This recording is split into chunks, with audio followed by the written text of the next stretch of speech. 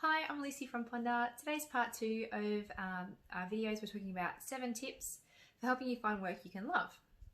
So yesterday we talked about why it's important to find a job that you love because it makes you happier. And we talked about the tip number 1, which was find out why you do what you do. So I'm going to quickly run through the other 6 tips.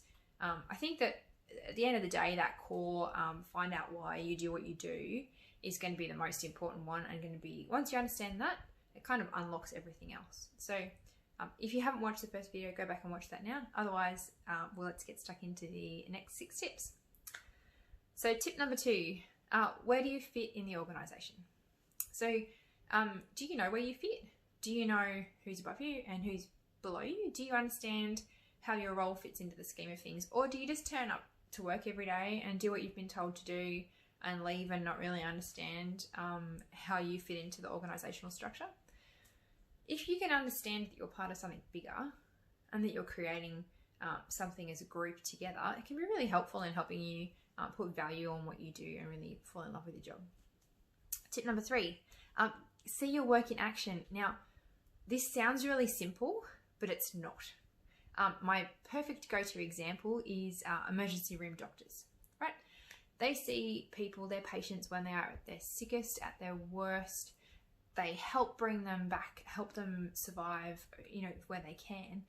But then they don't often get to see those patients again, unless, for some reason or another, they're back in the emergency room or a chance encounter. They're not likely to see them again. But it can be really helpful for emergency room doctors, or for anyone, to see how their work has actually helped someone's life. So whether you're a picture framer and you want to see your pictures hanging in someone's home, or you're a doctor, or you're a teacher and you want to see one of your students in 10 years' time, whatever it is that you need to do, make sure you can have a look at the work you do down the track and see it being put to use, and see what the worth that other people put on your work. So that's tip 3.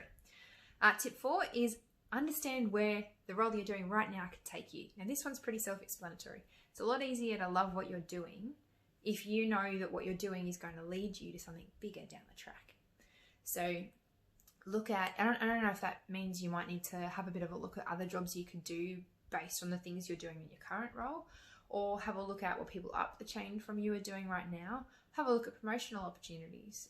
See what else you could be doing down the track, because very few of us stay in the same job day in, day out, year after year. Most of us move forward, hopefully, at some point. Tip 5, get some feedback. So if you're not in love with your job, you hate what you're doing, it's not really pumping you up and not really making you feel very good every day, get some feedback about your work. Now, I would like to say only get positive feedback, but it may be that you need some constructive criticism in order to really shake yourself up and become aware that you could be doing things better, you could be making more effort. That feedback's really important. Now, if you're not getting that from your manager, you can get it from your peers. You can even just go and have a conversation with someone in the office with you and say, hey, look, I'm just wanting to know how I'm going. Can you just give me a couple of pointers? Tell me one thing that you've seen me doing well. All right. Number 6, learn about your strengths. So we can help you with that with the Ponder Skills Report. We can actually help you work through the things that you do every day and then see where your core strengths lie. When you know where your core strengths lie, it's much easier for you to be able to apply them in the workplace. And if you're working to your strengths, you're probably going to be doing things you enjoy more because you're going to be better at them. So you're going to be more likely to be happy with what you're doing. And the last tip is to find the challenge in what you're doing. So often when we get a job, we're really excited at start, it's new, it's shiny, it's challenging. We get into it and we're really keen and eager, and then at some point down the track, we fall out of love with the job. Most of us don't start out hating a job. We fall out of love with it. And often the thing that changes is that it stops being a challenge. It stops being exciting for you to go to work because you already know what you're doing. It's the same today as it was yesterday. There's nothing new to look forward to. And we know as human beings, we all really need a challenge or something to strive towards. Otherwise, we can really stagnate. So if you don't have a challenge in your current job, if you don't find it challenging, then we're going to go back here to looking for ways to make it challenging. And that may be that you need to look at, can you take on more roles? Can you take on more tasks?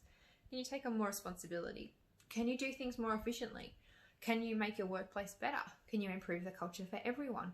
Is it something that you can do, that you can focus on, that you're going to find challenging, and that's going to help you fall in love with what you're doing every day. So those were the rest of the tips. If you're not feeling like you're in love with your job, really sorry to hear that. And I get that not everyone is in the privileged position of being able to change their circumstances. Many of us just have to go to work, and we might hate our jobs, it might not suit us. But of course, you know, if that's what you have to do, then you have to turn up and you have to some extent, put up with it. I wish I could change that for everyone, but I can't. But if you are in that privileged position and you do have the ability to change things for the better, then I hope that you found these 7 tips useful. So thank you very much for your time. I'm Lucy from Ponder.